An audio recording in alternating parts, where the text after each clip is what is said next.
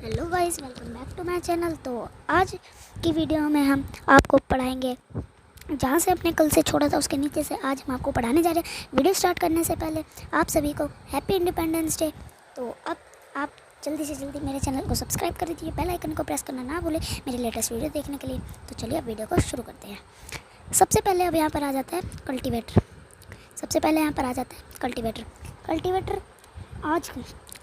Cultivator होता क्या है आप देख पा रहे होंगे। ट्रैक्टर के पीछे ये जो लग रहा है इसको कल्टीवेटर कहा जाता है, जिससे कि खेतों की जुताई होती है। ठीक, अब यहाँ पर हम पढ़ते हैं आगे। Nowadays plugging is done by tractor driving cultivator. The use of cultivator saves labor and time. इसके कहने का यह अर्थ है कि आजकल जुताई ट्रैक्टर चालित कल्टीवेटर द्वारा की जाती है। कल्टीवेटर के उपयोग से श्रम और समय की भी बचत होती है। यहाँ पर आगे देखते हैं हम। यहाँ पर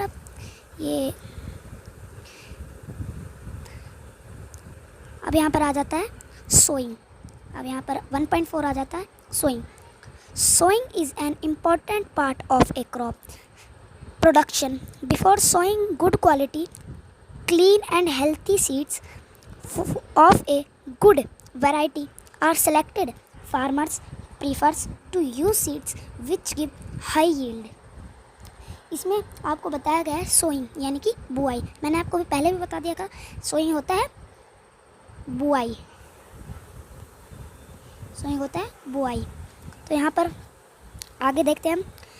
सोइंग यानी कि बुआई फसल उत्पादन का एक महत्वपूर्ण हिस्सा है। बुआई से पहले अच्छी गुणवत्ता, अच्छी किस्म के स्वच्छ और स्वस्थ बीजों का चयन किया जाता है। किसान उन बीजों का उपयोग करना पसंद करते हैं जो अधिक उपज देते हैं। ठीक, अब आगे चलते हैं। अब यहाँ पर आ जाता है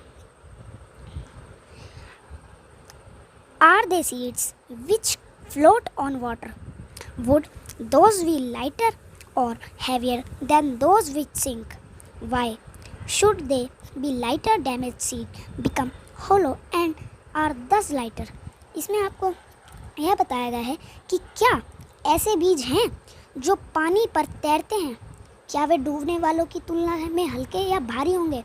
वे हल्के क्यों होंगे? क्षतिग्रस्त बीज खोखले हो जाते हैं, इस प्रकार हल्के हो जाते हैं, इसलिए वे पानी पर तैरते हैं। यहाँ पर अब आगे पढ़ते हैं। This is a good method for separating good healthy seeds for the damage ones. इसमें आपको यह बताया गया है कि अच्छे स्वस्थ बीजों को क्षतिग्रस्त बीजों से अलग करने का यह एक अच्छा तरीका है। आगे पढ़ते हैं।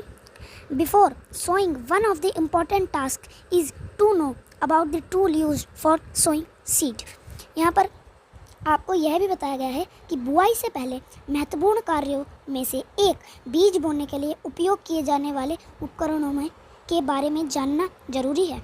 यहाँ पर अब आ जाते हैं हम ट्रेडिशनल टूल पर। यहाँ पर आपको फिगर भी दिखाई गई है 1.2 की। यहाँ पर मैं दिखा देता हूँ। ये आप देख सकते हैं, पहले ज़माने में ऐसे यहाँ पर बुआई करते थे। ये आप देख सकते हैं ट्रेडिशनल मेथड ऑफ सोइंग। अब यहाँ पर ऊपर चलते हैं। Traditional tool. The tool used traditionally for sowing seed is good shaped like funnel. यहाँ पर आपको यह बताया गया है कि पारंपरिक रूप से बीज बोने के लिए इस्तेमाल किए जाने वाले उपकरण का आकार फैनल के आकार का होता है। तो यहाँ पर आगे बढ़ते हैं। The seeds are filled into the funnel, passed down through 2 or 3 pipes having sharp end. These and pierce into the soil and place seeds there. यहाँ पर आपको यह समझाया गया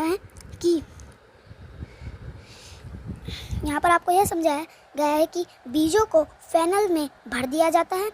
नुकीले सिरे वाले 2 या 3 पाइपों से होकर गुजरता है। ये सिरे मिट्टी में छेद करते हैं और वहाँ बीज डालते हैं। ये आप देख सकते हैं, ये फिगर 1.2 की पहली फिगर है। आप देख सकते हैं जिसमें ये वो डाल रहे हैं। मैं आपको दिखा दूँ, यहाँ से आप बीज डालेंगे और ये जो चीज़ आप पार्ट देख पा रहे हो, यहाँ पे एक होते हैं और बीज अंदर डाल देते हैं। अब आगे देखते हैं। अब चलते हैं अपने अगले पेज पर।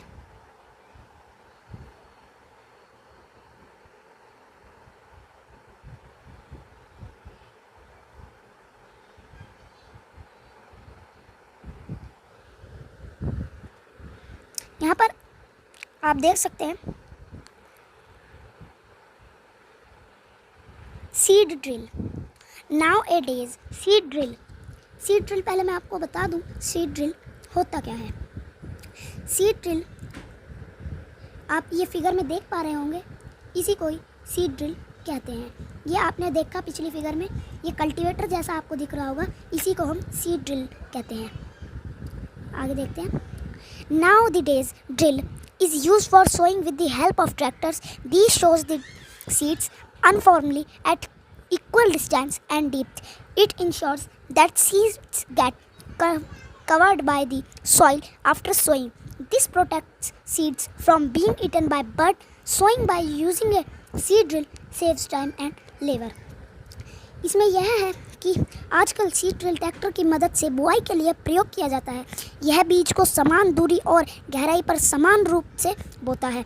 यह सुनिश्चित करता है कि बुआई के बाद बीज मिट्टी से ढक जाए और यह बीजों को पक्षियों द्वारा खाए जाने वाले से बचाता है। सीड ड्रिल का उपयोग करके बुआई करने से समय और श्रम की बचत होती है। अब आगे देखते हैं। यहाँ पर यह है appropriate distance between the seeds is necessary to avoid overcrowding of plants. This allows plants. यहाँ पर आगे देखते हैं। पौधों की अधिक भीड़ से बचने के लिए बीजों के उचित दूरी आवश्यक है। यह पौधों को प्राप्त करने की अनुमति देता है। This allows plants to get sufficient sunlight, nutrients, water from the soil. At times a few plants may have to be removed to prevent overcrowding. पर्याप्त धूप, पोषक तत्व और पानी मिट्टी से कभी कभी कुछ पौधे रोकने के लिए हटाना पड़ सकता है। यह आगे चलते हैं। अब यहाँ पर आ जाती है हमारी 1.5 एडिंग मैन्योर एंड फर्टिलाइज़र। ये कौन सा था, कौन से नंबर का मेथड था ये आप देख सकते हैं। एडिंग मैन्योर एंड फर्टिलाइज़र ये आपका तीसरे नंबर का एग्रीकल्चर प्रैक्टिसेस था। आगे चलते हैं हम। Adding manure and fertiliser 1.5 The substance which are added to the soil in the form of nutrients for the healthy growth of plant are called manure and fertilizer. वे पदार्थ जो पौधों की स्वस्थ वृद्धि के लिए पोषक तत्वों के रूप में मिट्टी में मिलाए जाते हैं, खाद और उर्वरक कहलाते हैं। आगे चलते हैं। Soil supplies minerals, nutrients to the crop plants. These nutrients are essential for the growth of plants in certain areas. Farmers grow crop after crop in the same field. The field is never left cultivated for flow. Imagine what happened to the nutrients.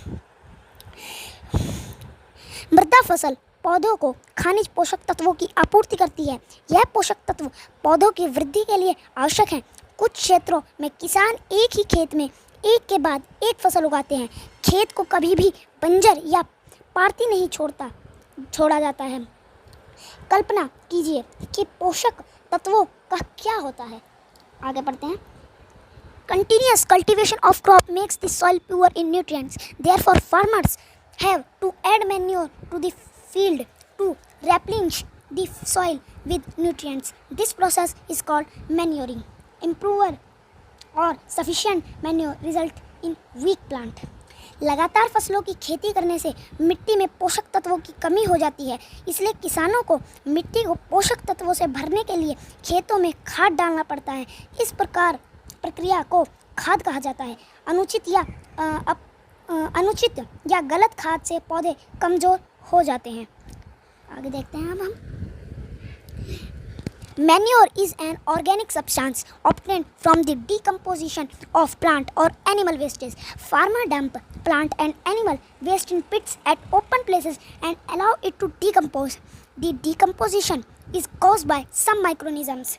The decomposed matter is used as organic manure. You have already learned about vermicomposting in class 6th. खाद का कार्बनिक पदार्थ है जो पौधों या पशु अपशिष्ट के अपघटन से प्राप्त होता है। किसान पौधों और जानवरों के कचरे को खुले स्थानों पर गड्ढे में डंप करते हैं, यानी कि डाल देते हैं, और इसे सड़ने देते हैं। अपघटन और सूक्ष्म जीवों के कारण होता है। विघटित पदार्थ का उपयोग जैविक खाद के रूप में किया जाता है। आप वर्मी कंपोस्टिंग के बारे में कक्षा 6 में पहले भी सीख चुके हैं। आगे चलते हैं guys.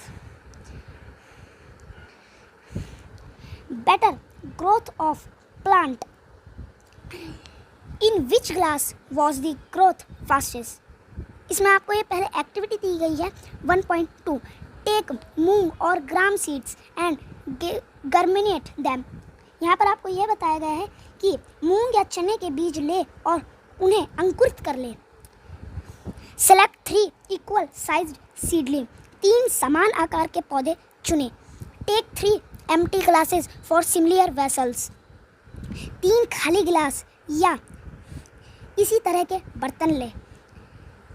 Mark them A, B and C to glass A. Add little amount of soil mixed with the little cow dung manure. यहाँ पर बताया गया है कि उन्हें A, B और C चिन्ह, यानी कि उनको A, B, C का मार्क लगाइए और कांच में थोड़ी मात्रा में मिट्टी में थोड़ी सी गोबर की खाद मिलाए। यहाँ पर आपको in glass B put the same amount of soil mixed with the little area. कांच बी यानी कि जो दूसरा बर्तन लिया था आपने, उसमें उतनी ही मात्रा में थोड़ी सी यूरिया मिलाए। अब आगे चलते हैं। Take the same amount of soil in glass C without adding anything. यहाँ पर आपको इसमें यह भी बताया गया है कि यानी कि जो बर्तन तीसरा था सी मार्क वाला बर्तन में बिना कुछ डाले मिट्टी की समान मात्रा ले। अब आ जाते हैं आप इसमें फिगर 1.3 में देख सकते हैं। अब पढ़ते हैं। Now pour the same amount of water in each glass and plant is seedling in them. इसमें यह बताया गया है कि आप प्रत्येक गिलास में समान मात्रा में पानी डालें और उनमें पौधे रोपे। अब यहाँ पर आगे क्या कहते हैं। Keep them in safe place and water keep them daily. After 7 to 10 days observe their growth. आप यहाँ पर देख सकते हैं कि observe their growth, इसमें यह बताया गया है कि इन्हें सुरक्षित जगह पर रखें और रोजाना पानी दें। 7 से 10 दिनों के बाद उनके वृद्धि का निरीक्षण करें। अब यहाँ पर आप देख सकते हैं नीचे ये आ चुका है। इसमें ए वाले में ज़्यादा नहीं उगा है, बी वाले में ज़्यादा उगा है और सी वाले में बहुत कम उगा है। तो इसमें हमने ए वाले गिलास में क्या डाला था, थोड़ी सी मात्रा में मिट्टी और गोबर मिलाया था, गोबर की खाद मिलाई थी। बी वाले में हमने क्या मिलाया था, बी वाले में उतनी ही मात्रा में थोड़ी मिट्टी मिलाई थी और यूरिया मिलाया था। और सी वाले में हमने कुछ नहीं मिलाया था। तो इसका रिज़ल्ट क्या निकला, इसका रिज़ल्ट निकला है कि यूरिया सबसे ज़्यादा प्रभावशाली है पौधों के लिए। यूरिया ने आप देख सकते हैं कि यूरिया ने सबसे ज़्यादा यहाँ पर हमको घास उगा के दी है और ए वाले में भी उगी है परंतु थोड़ी कम उगी है। अब यहाँ पर सी वाले में तो उगी नहीं क्योंकि उसमें कुछ डाला ही नहीं था हमने। तो आइए अब हम आगे चलते हैं।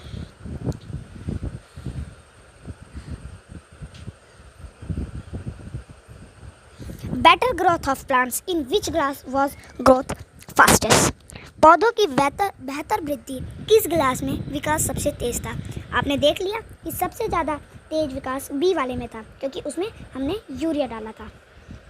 Fertiliser are chemical which are rich in particular nutrient, how are they different from manure. Fertiliser are produced in factories. Some example of fertiliser are urea, ammonia, sulphate, super phosphate, potash, NPK, nitrogen, phosphorus, potassium. इसमें आपको यह भी बताया गया है कि उर्वरक ऐसे रसायन होते हैं जो एक विशेष पोषक तत्व से भरपूर होते हैं। वे खाद से किस प्रकार भिन्न हैं। कारखानों में खाद का उत्पादन होता है। उर्वरक को के कुछ उदाहरण हैं जैसे urea, ammonia, sulphate, super phosphate, potassium, potash, NPK, nitrogen, phosphorus और पोटेशियम। अब इसके नीचे आते हैं। The use of manure improves soil texture as well as its water retaining capacity. It replenishes the soil with nutrients.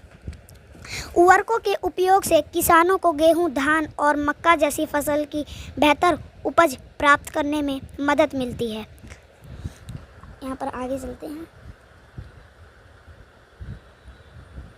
The use of fertilizer has helped farmers to get better yield of crops such as wheat, paddy and maize. But excessive use of fertilizer has made the soil less fertilizer.